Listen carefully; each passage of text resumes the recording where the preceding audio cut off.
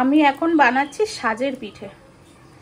এই যে কলকাতা থেকে একটা সাজ আনা হয়েছিল আগের বছর, তখন মা এখানে ছিল, মা বানিয়েছিল, তখন একটু দেখেছি মা কিভাবে বানায়, সেইভাবে বানিয়ে সেইভাবে দেখে একটু চেষ্টা করছি বানানোর।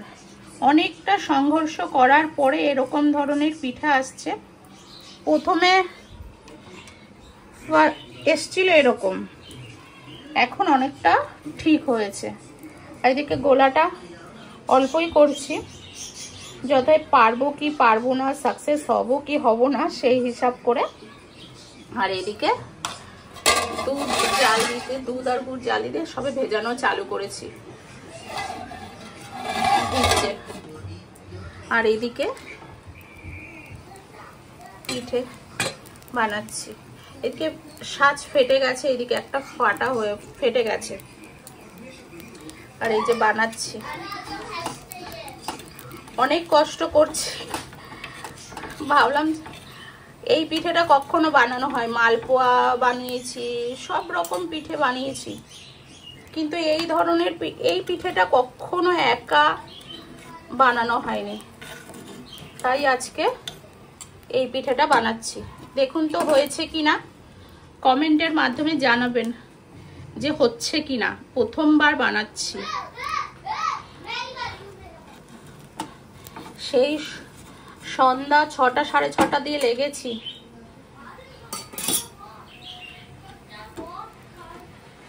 এই যে এরকম হচ্ছে, লাস্ট এর থেকে আর ভালো করতে পারছি না, এরকম হচ্ছে। আর এদিকে তার সাথে সাথে প্রায় 8টা 15 বেজে গেছে, এখন আটা মাখছি। বাচ্চাদেরও খাওয়ার টাইম হয়ে গেছে, ঘুমানোর টাইম হয়ে যাচ্ছে। আর এদিকে ছড়িয়ে ছিটিয়ে সব নিয়েছি, কিছু করার নেই। এদিকে মিক্সচারে চালের গুঁড়ো করেছিলাম, এদিকে আটা, এই যে হাতে এখন আটা মাখা, আটা একদিক দিয়ে মাখছি আর একদিক দিয়ে করছি, না হলে একদিকে করলে আমার হবে না।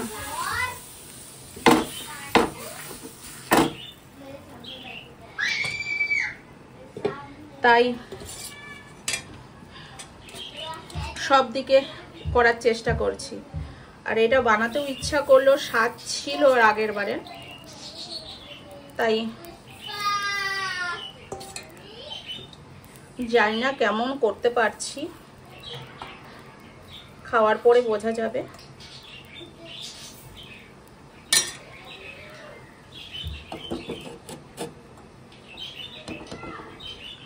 আর এদিকে তো এরকম হচ্ছে।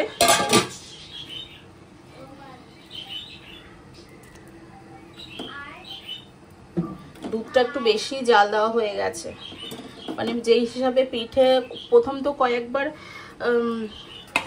একটু কতগুলো নষ্ট হয়েছে, সেই হিসাবে আমি দুধ জাল দিয়েছিলাম অনেকটা যে হবে, কিন্তু এখন দেখছি পরিমাণটা কম হয়ে গেছে, দুধের সংখ্যাটা বেশি হয়ে গেছে। কিছু করার নেই, এরকমই দেখা যাক আগে কিছু কি হয়। এদিকে দেখি কতটা হলো।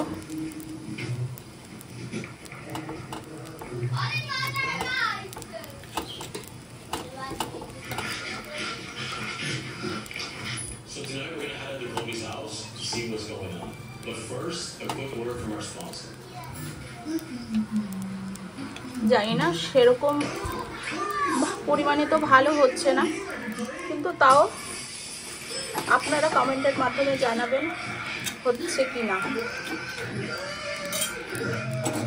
কখনো বানাইনি তো, মাকেই দেখেছি বানাতে।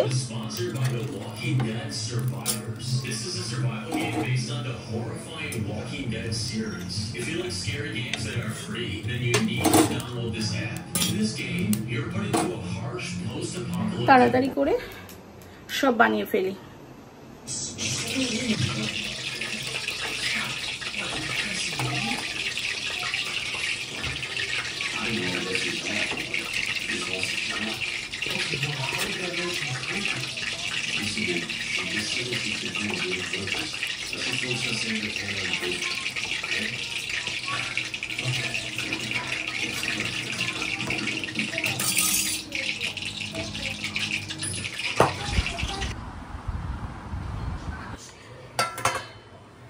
যে আমার পিঠে বানানো কমপ্লিট হয়ে গেছে অনেকক্ষণ আগে। এই যে রাত্রে দেখাচ্ছি, এখন রাত্রির অনেকটা হয়ে গেছে।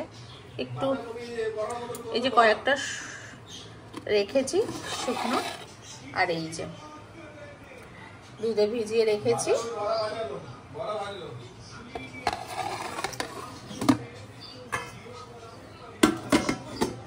কালকে সকালে ওই বাড়ি যাবো, ওই বাড়ি শ্বশুর শাশুড়ি, ওই বাড়ি যাবো, ওই বাড়ি গিয়ে দিয়ে আসবো। বোন আছে, ও আছে, দিয়ে আসবো। ও এসছে একটু। এখন রাত্রিবেলা তো খাওয়া দাওয়া করে ফেলেছি, এখন অনেকটা বাজে, 11:30টার বেশি বেজে গেছে।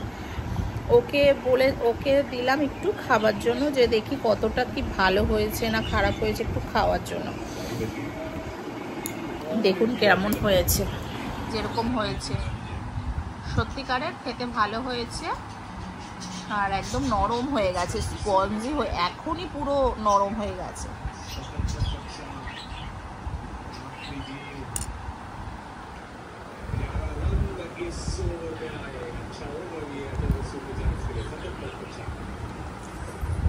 ভালো আছে না গো?